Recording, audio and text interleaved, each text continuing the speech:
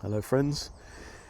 I want to have a discussion, share some reflections on euphoria and the context of romantic / significant relationships.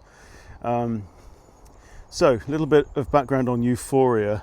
I've been talking about this now for like 18 months since I did my strict 90-day challenge at the start of 2024, when I cut out everything apart from meat, fat, salt, water for 90 days practically.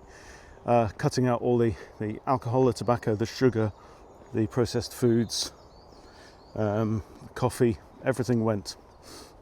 And what I realised was at the end of that those things were anaesthetics that served to stop me from feeling. And when I took them away, I was left facing with who I was and having to feel everything, even the things that I didn't think I wanted to feel. And then I realised actually I'm okay.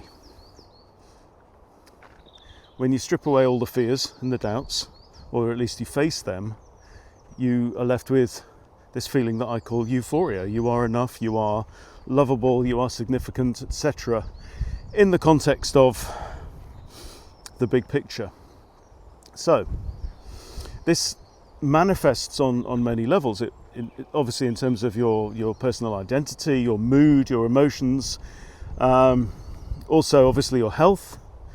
This is what I'm realizing in 2025. You have all the resources within you to maintain peace, balance, homeostasis, healthy body, healthy mind, whatever, it's all there. And of course the kingdom of God is within you as well, so you can see that on a spiritual level as well.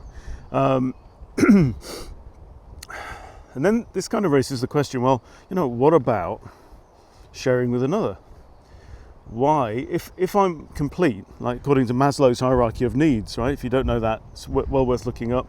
It starts off with all the basic security, food, shelter, warmth, etc., and then goes up with the other needs that we have, including community and stuff like that. But love and sex are in there for sure. But then the pinnacle of that is self-actualization. But so if you're complete, if I'm complete, then why would we need to seek out another person? And it's interesting. And I mean, obviously there's this idea that if you're incomplete, a relationship is not the thing. There's the whole idea that, you complete me, you are my other half, etc. We hear it all the time. I get it. I get the sentiment.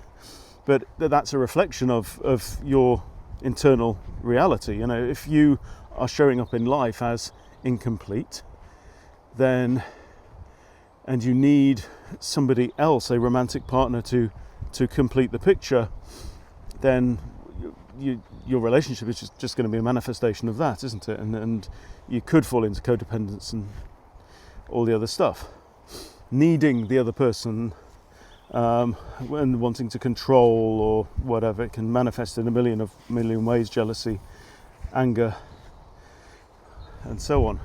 Now, if you're complete as you are on all levels, and you know that you're complete as you are, I'm not saying you're perfect, but you've got everything that you need, why go and do that dance? And then it kind of got me thinking on like a really kind of high level metaphysical spiritual level. Isn't that similar to the way that people describe their notion of God sometimes? A complete being chooses to create other life, something else, something that is from them and also in some way other. Why? Well, surely it's like just as a way to experience that perfect state, perhaps. And maybe that's the thing. And maybe if you have two people who each know that they have what they need, and you've got this famous phrase, "Nosce te ipsum et carpe diem," know thyself and seize the day. My friend Eric, that's his favourite phrase. Know thyself and seize the day. And you can only really seize the day once you know who you really are, right?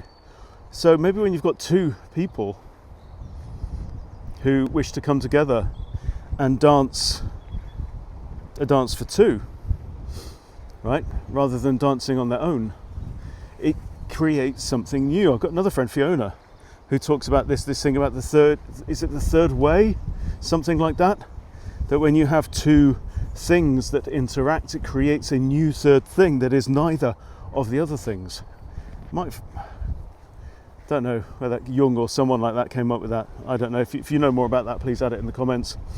So yeah, maybe that's the thing. Maybe, two complete beings choosing to do something new, create something new, which is a dance.